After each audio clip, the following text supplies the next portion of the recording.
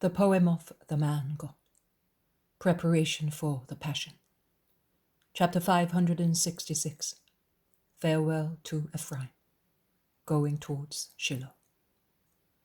24th of February, 1947.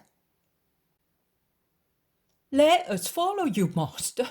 We shall not trouble you, implore many people of Ephraim, who have gathered in front of the house of Mary of Jacob, who is weeping all her tears, leaning against the post of the wide open door. Jesus is in the middle of his 12 apostles. Farther away, in a group around his mother, there are Johanna, Nike, Susanna, Eliza, Martha and Mary, Salome and Mary of Alphaeus.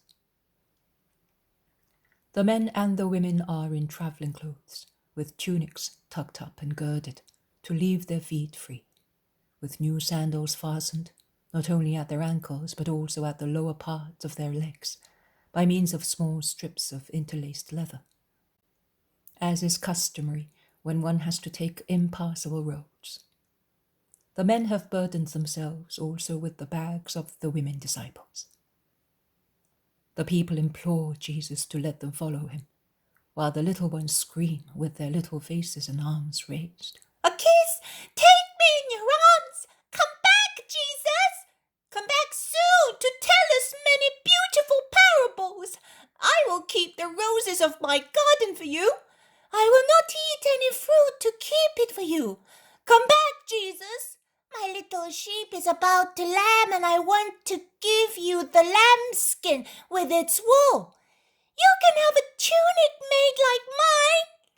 If you come soon, I will give you the cakes my mother makes with the early corn. They chirrup like many little birds around their great friend. They pull his tunic, hang on to his belt, trying to climb up to his arms. Lovingly despotic, so much so that Jesus is prevented from replying to the adults, because there is always a fresh face to kiss. Oh, wait, that's enough. Leave the master alone. Women, take the children, shout the apostles, who are anxious to set off in the early morning hours. And stretching out their hands, they give gentle slaps to the most intrusive ones. No, leave them. Their kindness is fresher to me than this dawn.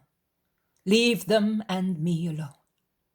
Allow me to be comforted by their love, which is pure and free from interests and troubles, says Jesus, defending his little friends. And as he stretches out his arms, his wide mantle hangs down and receives them under its blue protecting wings. And the little ones press against one another in the warm, blue, dim light, and become happily silent like chicks under motherly wings. Jesus at last can say to the adults, "You may come if you think you can do so. And who will stop us, master? We are in our region. The corn, the vines, the orchards need all your work, and the sheep are to be shorn, and this is their mating time. And those that mated in the past season are about to lamb, and it is time to make hay." It does not matter, master. The elderly people can see to the shearing and mating of the sheep, and the children and women to their lambing, and also to the hay. The orchards and fields can wait, because if the corn is already hardening in the ears, it is still early to cut it. And vineyards, olive groves, and orchards have only to let their abundant fruit ripen in the sunshine. There is nothing we can do for them until harvest time, just like the mothers of a family who can do nothing to bake the bread until the dough rises. The sun is the yeast of fruits. It's for him to act now, as the wind did previously, fecundating the blossoms along the branches. In any case, if we should lose some bunches of grapes or some fruits, or if Bearbine's or Darnell's should suffocate some ears of corn, it would be a very small damage as compared with losing one of your words, says an old man whom I have always seen highly honoured in the village. You are right. So let us go. Mary of Jacob, I thank you and I bless you, because you have been a good mother to me. Do not weep. Those who have accomplished a good deed must not weep. I am losing you, and I shall not see you again. We shall certainly meet again. Are you coming back here, Lord? Asks the woman, smiling through her tears. When? I shall not come back as now. Then where shall we meet again if I, a poor old woman, cannot come along the roads of the world looking for you? In heaven, Mary, in the house of our Father, where there is room for Judeans and for Samaritans, where there is a place for those who will love me in spirit and truth. You are already doing so, because you believe that I am the Son of the true God. Oh, I do believe that. But there is no hope for us, because you alone love us without discrimination. When I have gone, these, and he points at the apostles, will come in my stead, and in memory of me they will not ask who it is who requests to join the flock of the true and only shepherd. I am old, Lord. I shall not live so long as to see that. You are young and strong, and your mother will have you for a long time. And those who love you and belong to your people will have you. Why are you weeping, O Mother of the Blessed Lord? She asks, amazed at seeing tears drop from the Blessed Virgin's eyes. I have nothing but my grief. Goodbye, Mary. May God bless you for what you have done to my son. And remember that if your sorrow is great, there is no sorrow greater than mine, and there never will be on the earth, never. Remember the sorrowful Mary of Nazareth. Goodbye. And Mary parts from the old woman, weeping, after kissing her on the doorstep, and she sets off among the women, with John beside her. And John, with his usual lightly bent posture, and his face raised, looking at her, says, Do not weep thus, Mary. If many hate your Jesus, many love him. Comfort your spirit, Mother, looking at these who now and in the course of ages will love your Son with their whole selves. And he concludes in a low voice, almost whispering the words to Mary alone, whom he guides and supports, holding her elbow, so that she may not stumble against the stones of the path, blinded as she is by her tears. Not every mother will be able to see a child loved.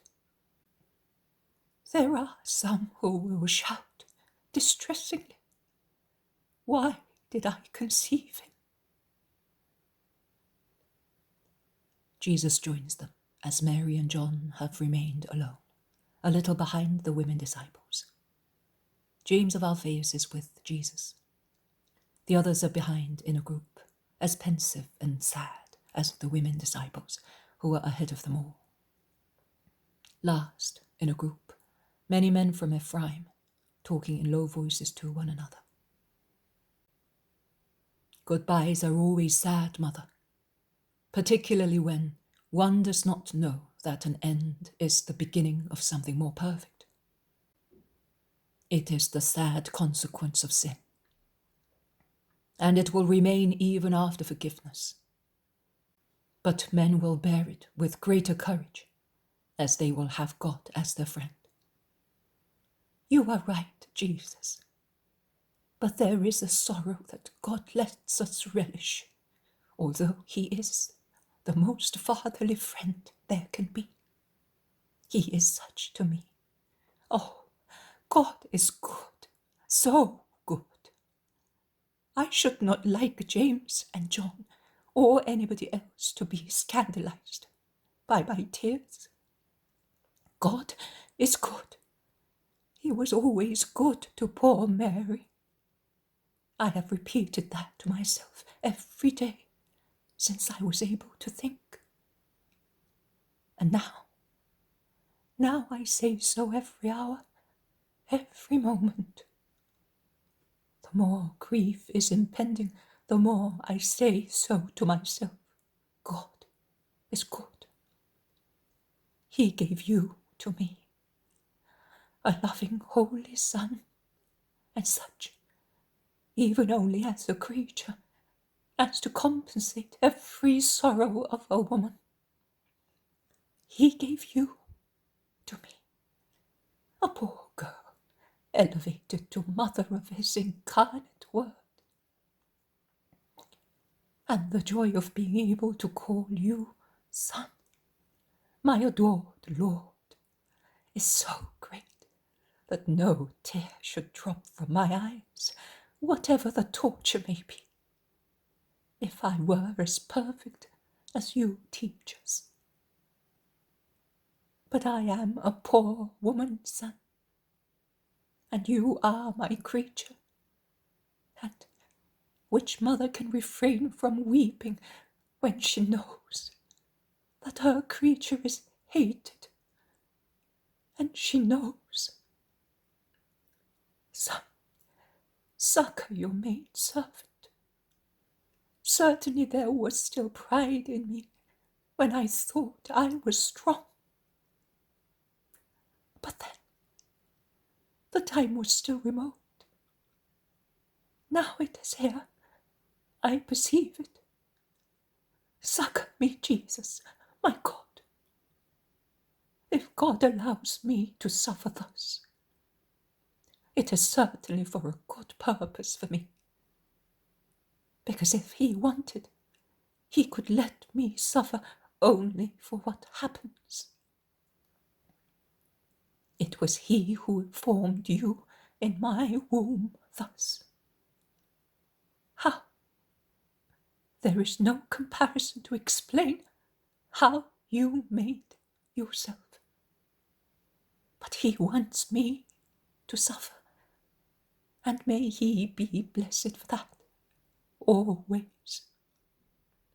But help me, Jesus, help me, all of you, because it is so bitter, the sea in which I have to quench my thirst. Let us say the prayer, the four of us who love you with all our hearts, Mother. Here, I, your son, and John and James, who love you as if you were their mother. Our Father, who art in heaven. And Jesus, guiding the little chorus of the three voices that follow him in a low tone, says all the Lord's Prayer, stressing certain sentences such as, Thy will be done. Lead us not into temptation. He then says, well, the Father will help us to do his will, even if our weakness of human beings is such that we think we are not able to do it. And he will not lead us into the temptation of thinking that he is not so good. Because while we drink of the very bitter chalice, he will send his angel to wipe our embittered lips with heavenly comfort. Jesus is holding by the hand his mother, who has bravely struggled with her tears, restraining them in the bottom of her heart. The two apostles are beside them. John is near Mary, and James of Alphaeus is near Jesus, and they look at them deeply moved. The women disciples have looked back now and again, hearing Mary weep and the prayer of the four, but they have refrained from joining them. In the rear, the apostles have asked one another, "But why is Mary weeping thus?" I said the apostles, but I mean all of them with the exception of Judas of Kerioth, who is proceeding all alone and looks very pensive, almost gloomy, so much so that Thomas notices it and says to the others, "But what is the matter with Judas that he looks like that? He looks like one sentenced to death." "Who knows? He may be afraid to go back to Judea," replies Matthew.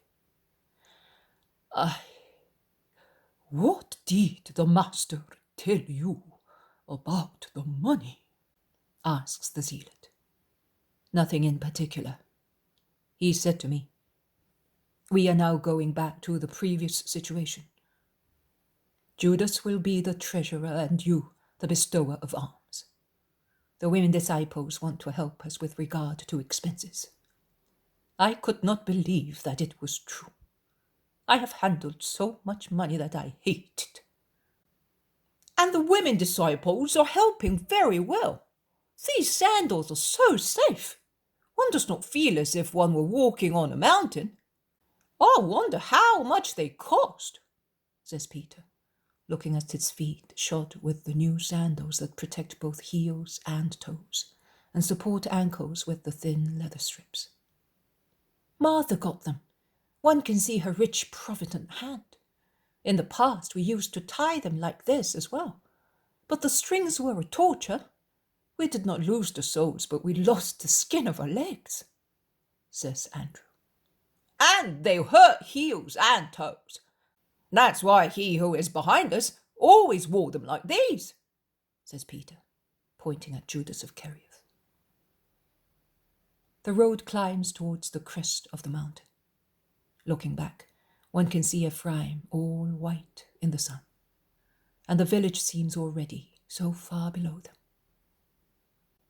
Then the apostles mingle with the women disciples to help them climb up the path that is very steep on that spot. And Bartholomew, who has been left behind, says to the people from Ephraim, "You have shown us a very difficult path, my friends." "Yes, but beyond that wood there is a good road that will take you to Shilo in a short time, so you will be able to rest there longer than if you arrive by night along a different road," replies one. "You are right. The harder the road, the quicker it takes you to your destination." "Your master is aware of that. That is why he does not spare himself." We shall never forget. Above all, that he has helped us these last days, although he had heard some people of our region insult him so unfairly. He alone is good, and so he helps also those who hate him." "You did not hate him." "No, we did not. But there are many more whom we do not hate, and yet we are hated without any reason." "Do what he does, without any fear, and you will see that." "Then why do you not do so? It's the same thing. We are here, you are there, and a mountain between us, the one raised by common errors. Above, the common God. Then why do neither we nor you climb the slope to meet up there, at the feet of God, close to one another?" Bartholomew understands the just reproach, because in his undeniable virtue, he has the fixed idea of being an Israelite, and is inflexible with regard to what is not Israel. He changes the subject without giving a direct reply and says, "It is not necessary to climb. God has come down among us. It is sufficient to follow him." "To follow him, we agree. We should like to do that. But if we went to Judea with him, would we not damage him?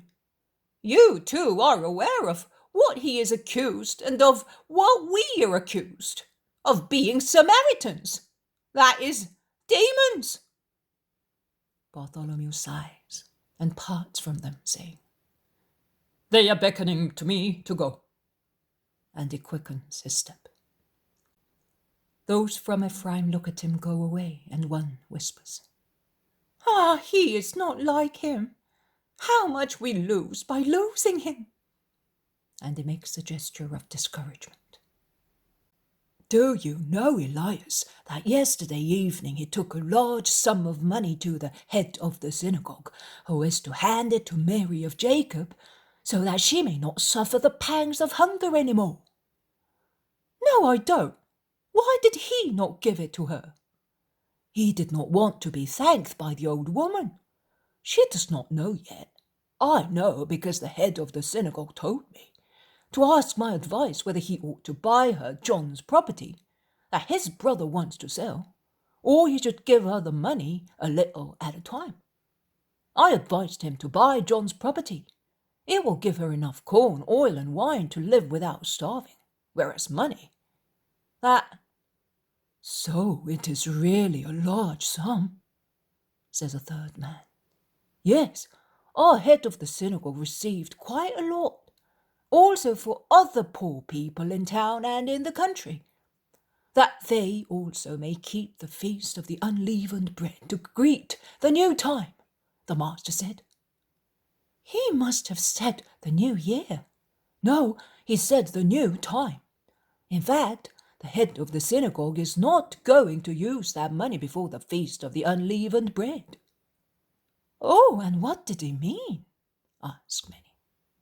What does it mean? I don't know. Nobody knows. Not even John, his beloved apostle, nor Simon of Jonah, who is the head of the disciples. I asked them, and the former became pale. The latter became engrossed in thought, like one who is trying to guess. And what about Judas of Kerioth? He is important among them, perhaps more than the other two. He knows everything, so he says. He may know also that. Let us go and ask him. He likes to say what he knows. They hurry to join Judas, who is lonely as at the beginning. All alone, by now, on the path, because the others have gone round a bend, and they seem to have been swallowed up by the green thicket on the slope. Judas, listen to us. The master says that he wants a great celebration for the feast of the unleavened bread to greet the new time. What does he mean? I don't know. Am I perhaps in the mind of the master? Ask him, since he loves you so much. And he quickens his step, leaving them disappointed. He is not the master either. There is not one who has his pity, they say, shaking their heads. Well, are we following them? We are following him, and we are doing the right thing. Let us go. Perhaps we may learn from his lips before he goes to Judea what he meant to say. And they quicken their paces, joining the others, who are resting in a wood of age-long oak trees, facing one of the most beautiful views in Palestine.